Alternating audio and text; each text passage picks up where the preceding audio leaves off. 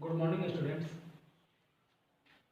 हम लोगों ने फोर्स एंड प्रेशर के बारे में पिछली कक्षा में पढ़ा था। आज फिर हम उसके आगे पढ़ने वाले हैं कि फोर्स कितने टाइप के होते हैं और वो कैसे एक्ट करते हैं। ठीक है, तो हम लोग फोर्स के बारे में क्या जानते हैं? फोर्स क्या होता है? फोर्स होता है जब दो बॉडीज के बीच में कोई इंट्रैक्शन होता है, उसी को हम लोग फोर्स बोलते हैं। तभी फोर्स काम करता है ना, तभी वो मतलब जब दो बॉडी एक साथ आती हैं तभी फोर्स अप्लाई होता है, कह सकते हैं ऐसा। तो हम लोग कैसे इसको लिखेंगे, तो उसको हम लोग कैसे लिख सकते हैं, तो इसको देखते हैं। There is N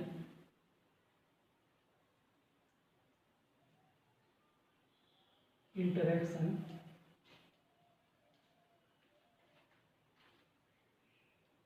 there is an interaction between, दो बॉडीज के बीच में होता है। ठीक है, ये बिटवीन, हाँ तो इसको लिखेंगे इंटरेक्शन बिटवीन डिफरेंट, और सिर्फ दो ही बॉडीज के बीच में नहीं हो सकता है, उससे ज़्यादा भी हो सकता है। डिफरेंट बॉडीज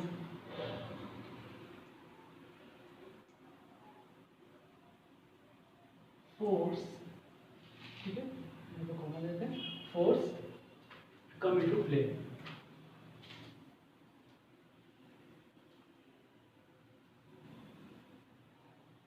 ठीक है, इसका मीनिंग हो गया कि जब दो बॉडीज, मिनिमम में दो बॉडीज जब एक साथ आती हैं तभी कहीं पर फोर्स हम लोग देख पाते हैं। मतलब या तो वो ढकेल रही होंगी या फिर खींच रही होगी किसी चीज़ को, तभी फोर्स आता है। अब इसके बाद आता है कि कांटेक्ट के आधार पर, ठीक है, यानी इंटरेक्शन के आधार पर, basis on the basis of interaction, जो फोर्स होते हैं वो कितने टाइप का होता है। ठीक है, तो टाइप ऑफ फोर्स में हम लोग आ जाते हैं सीधे। टाइप ऑफ फोर्स पहला कौन सा होगा? Contact force.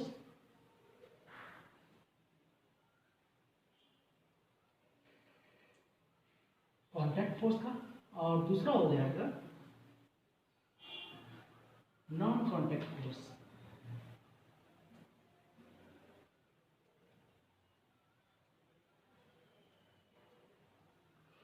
ठीक है, कांटेक्ट फोर्स का मतलब क्या होगा?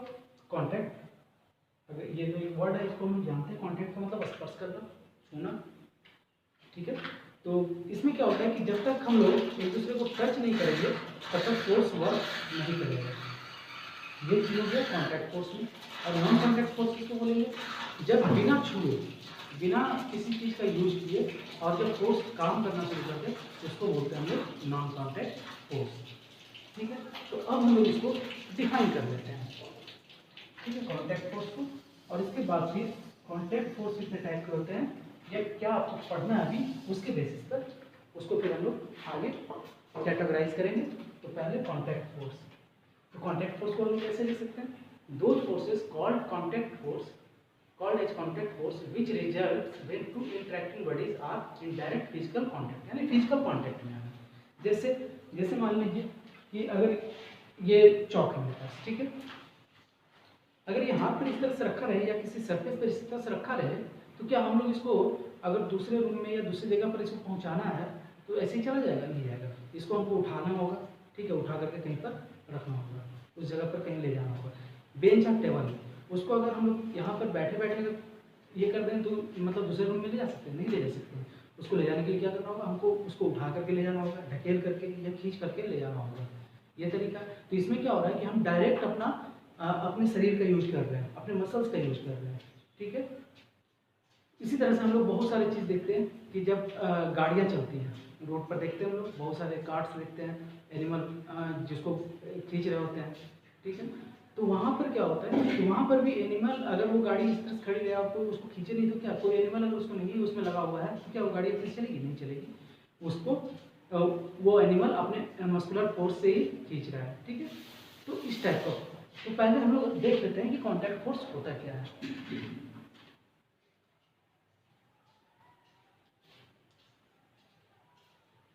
Those forces called as contact force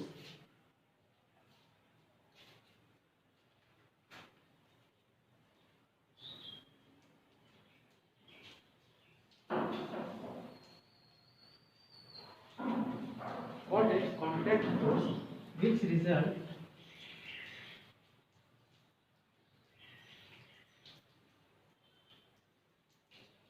between interaction of result, यहाँ पर between नहीं करते हैं, result when two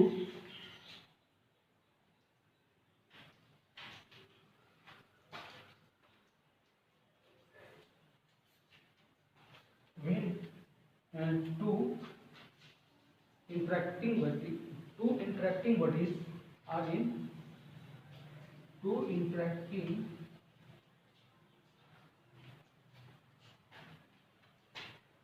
bodies are in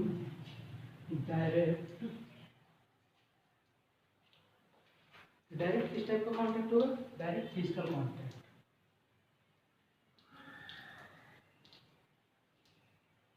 physical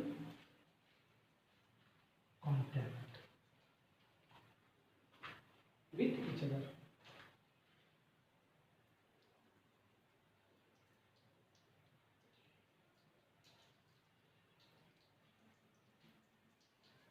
ठीक है, क्या हो रहा है कॉन्टैक्ट फोर्स में, those forces called as contact force which results when two interacting bodies are in direct physical contact with each other. ठीक है, मतलब जब इसमें दो जो बॉडीज हैं, दो ऑब्जेक्ट्स हैं, जब डायरेक्ट एकदम कॉन्टैक्ट में आती है, जैसे ये डस्टर है, ठीक है, और हमारे पास एक और डस्टर है, इसको क्या अगर हम लोग किसी सरफेस पर रख दें तो क्या ये डस्टर अपने से मूव करेगा, नहीं करेगा, जब तक ये दूसरा डस्टर इसमें जाकर के सटता नहीं है। ठीक है, जब इसको ढकेलेगा तभी जाके ये पहला वाला जो डस्टर है वो मूव करेगा, तो ये डायरेक्ट फिजिकल कांटेक्ट हो गया। अब इसके एग्जांपल भी कुछ लिख लेते हैं हम लोग, तो एग्जांपल के रूप में लिख लेते हैं एनिमल पोल कार्ड। हम लोग भी बहुत सारा काम करते हैं घर में जो कि डायरेक्ट कांटेक्ट में, डायरेक्ट फिजिकल कांटेक्ट में आने के बाद ही होता है। ठीक है, नहीं इसका टाइप बता देते हैं, इसके बाद उस एग्जाम्पल बताते हैं। ठीक है, तो इसके दो टाइप्स हैं, it is of two type,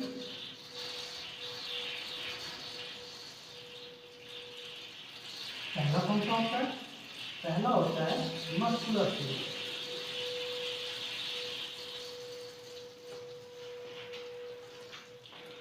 कौन सा होता है मस्कुलर फोर्स। सेकेंड कौन सा होता है, सेकेंड होता है फ्रिक्शनल फोर्स।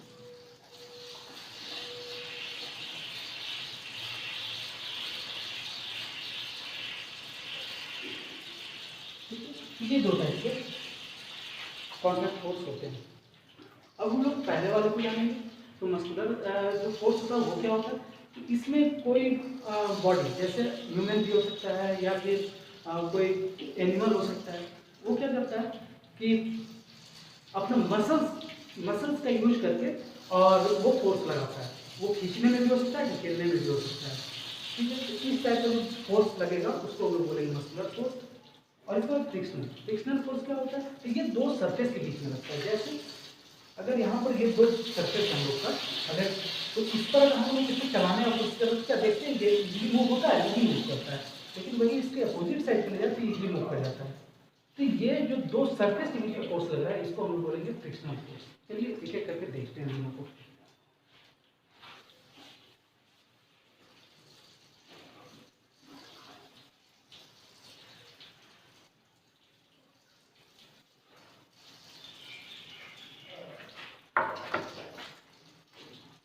पहला क्या है, फर्स्ट है इसका muscular.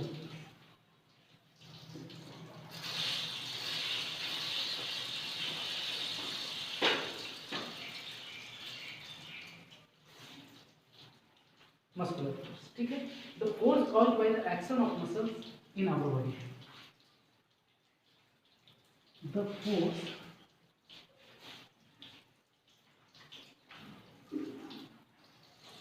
caused by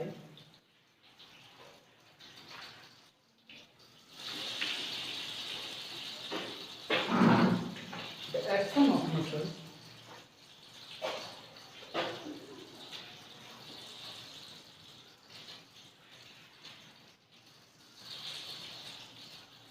of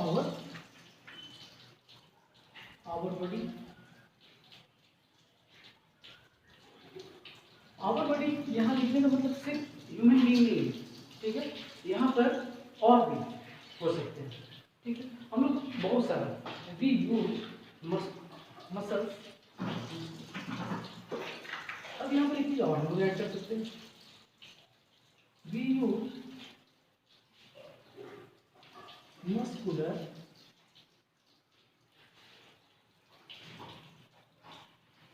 force.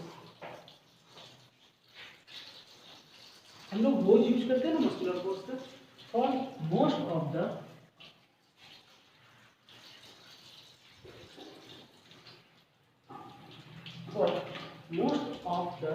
of our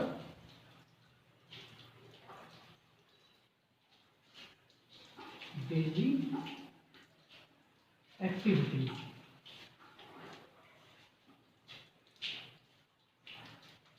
ठीक है, हम लोग रोज यूज करते हैं इस टाइप का फोर्स का, और सिर्फ हम ही लोग यूज नहीं करते हैं इसका, इस टाइप का फोर्स का जो यूज होता है वो एनिमल्स भी करते हैं, ठीक है। अब इसका कुछ एग्जांपल ले लेते हैं हम लोग। एग्जांपल जो हम लोग देखते हैं, एग्जांपल में हो गया एनिमल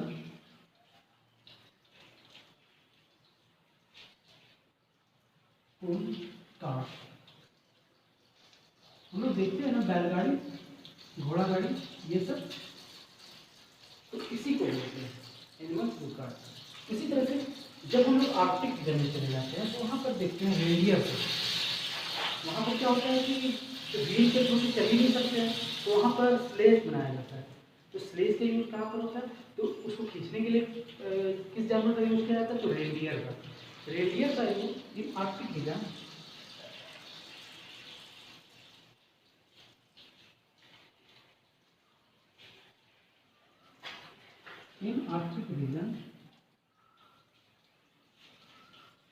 रेडियर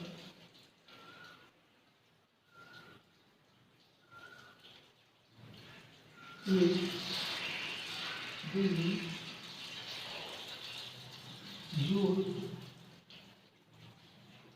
to pull slaves। ठीक है,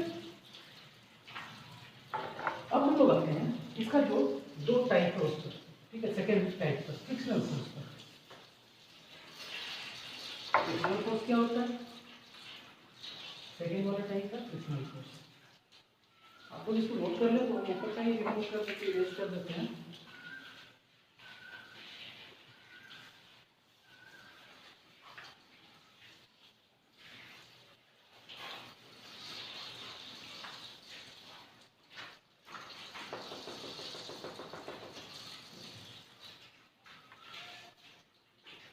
हम लोग आते हैं फ्रिक्शनल फोर्स।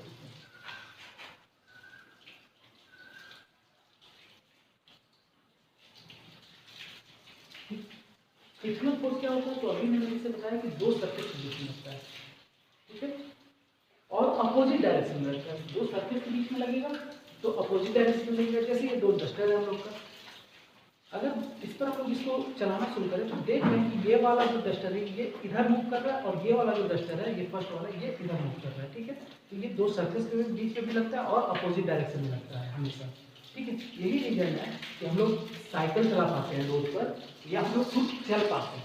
अगर फ्रिक्शनल फोर्स नहीं रहे तो वहाँ पर अगर फ्रिक्शन कम हो जाएगा तो हम लोग स्लिप कर सकते हैं, ठीक है। इसीलिए कहीं देखते हैं कहीं तेल गिरा हुआ रहता है या पानी गिरा हुआ रहता है, तो बहुत प्लेन सरफेस और उस पर अगर पानी गिरा हुआ है तो हम लोग स्लिप कर जाते हैं, ठीक है। तो फ्रिक्शनल फोर्स, इसको फ्रिक्शनल फोर्स के बारे में देखते हैं। इसको हम कैसे लिख सकते हैं, it is the force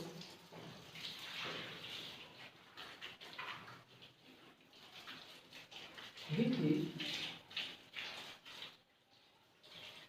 acting between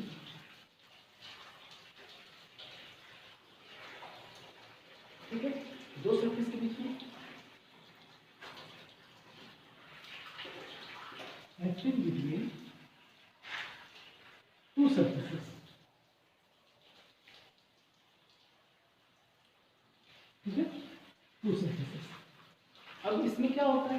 ये जब फ्रिक्शनल फोर्स लगता है तो हमेशा क्या होता है, अपोजिट डायरेक्शन में लगता है, ठीक है।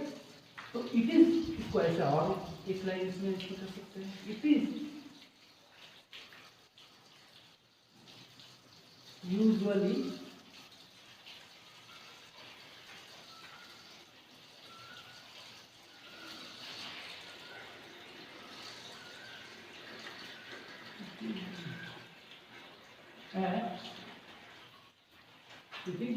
acts opposite to the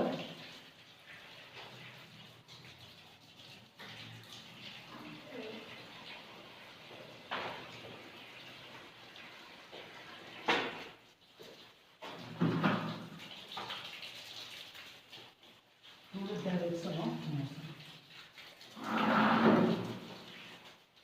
Direction of motion. अब इस लाइन को थोड़ा समझ लेते हैं इसमें करना क्या है। जैसे ये मान लीजिए कि हमारा सरफेस है, अभी इसको हम सरफेस मान लेते हैं। चलिए बॉल को सरफेस बना लेते हैं, बॉल को, लेकिन वो मूव करेगा नहीं, क्योंकि यही सरफेस है, ठीक है। और हम इसको मूव करा रहे हैं, इसको मूव करा रहे हैं, ये सरफेस है, इसको हम मूव कराना चाहिए। तो फ्रिक्शनल फोर्स कहाँ लग रहा है, इस मतलब मोशन किधर कर रहा है, उसके अपोजिट डायरेक्शन में, मतलब ये इसको रोक रहा है, मोशन करने से रोक रहा है, ठीक है। अब इसके बाद है कि किसी भी फ्रिक्शनल फोर्स का जो मैग्नीट्यूड है, मैग्नीट्यूड नेक्स्ट क्लास में हम लोग देखेंगे कि मैग्नीट्यूड एक्चुअली होता क्या है, लेकिन आज के लिए ये वर्क कैसे करता है, ठीक है। तो इसको हम लिख सकते हैं the magnitude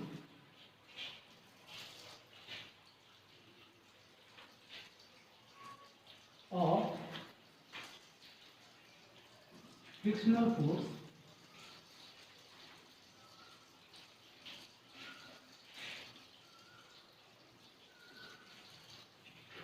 the magnitude of frictional force depends upon the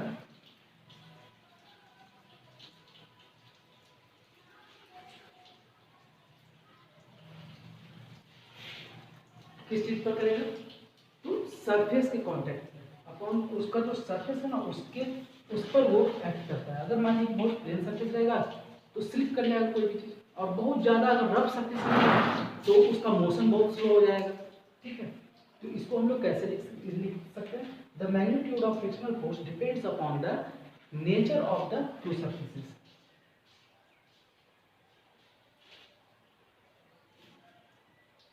nature of the two surfaces, ठीक है। और वैसे सरफेसेस जो कि कांटेक्ट है, इसमें ये कांटेक्ट फोर्स है ना, तो कांटेक्ट फोर्स है, तो इसमें हम लोग ये और इंक्लूड कर सकते हैं, ठीक है, इन कांटेक्ट, ठीक है। इसका एग्जांपल हम ले सकते हैं, move and scale along A stroke level. Example में क्या हो सकता है, मूवमेंट ऑफ ये बाइसिकल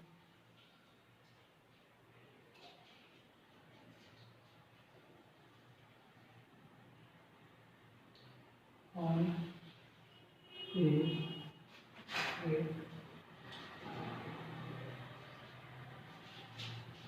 level रोड, ठीक है। अब ये फोर्स जब लगता है तो होता क्या है, तो ये जब ये फोर्स लगता है तो हम लोग को बार बार उसमें पैडल चलाना पड़ता है साइकिल में, पता है ना। इस फोर्स के कारण ही अगर ये हम लोग बार बार पैडलिंग नहीं करते रहे तो क्या होगा, साइकिल आगे नहीं बढ़ेगा, रुक जाएगा, थोड़ा दूर चलेगा, उसके बाद वो फ्रिक्शन के कारण उसका स्पीड धीरे धीरे कम होता जाएगा और वो फिर क्या होगा, रुक जाएगा। वी हैव टू पैडलिंग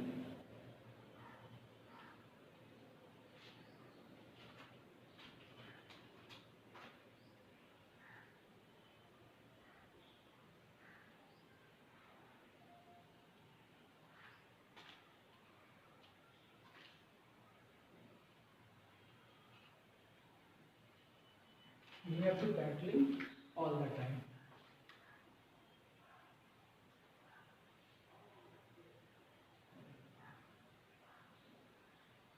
ठीक है। तो ये चीज़ हो गया कि जब हमको फ्रिक्शनल फोर्स का बात करते हैं तो ये चीज़ हमको करना पड़ेगा, क्योंकि वो क्या होता है कि मोशन के अगेंस्ट लगता है, मोशन के अपोजिट साइड में लगता है, तो हम लोग को उसके लिए ज़्यादा मेहनत करना पड़ता है, ज़्यादा फोर्स लगाना पड़ता है, ठीक है। और वो सरफेस पर होता है, तो अगर हम लोग को तेज़ी से कहीं पर हम लोग देखते हैं ना कि अगर थोड़ा बालू वालू वाला सरफेस आ जाता है तो उस पर इजीली हम लोग नहीं चल पाते, उसके पीछे रीजन क्या होता है, वहाँ फ्रिक्शन कम हो जाता है, ठीक है। कहीं पर हम लोग साइकिल चला रहे थे, बालू बालू होता है, कहीं पर रेत आ जाती है, वहाँ पर साइकिल स्लिप कर जाता है, उसके पीछे भी रीजन यही होता है कि वहाँ पर फ्रिक्शन कम हो गया, ठीक है। चलिए ठीक है, तो आज के लिए बस इतना ही। और जो हम लोग नॉन कॉन्टैक्ट फोर्स है उसके बारे में नेक्स्ट क्लास में, नेक्स्ट वीडियो में हम लोग पढ़ेंगे। आज के लिए बस इतना ही। Thank you very much.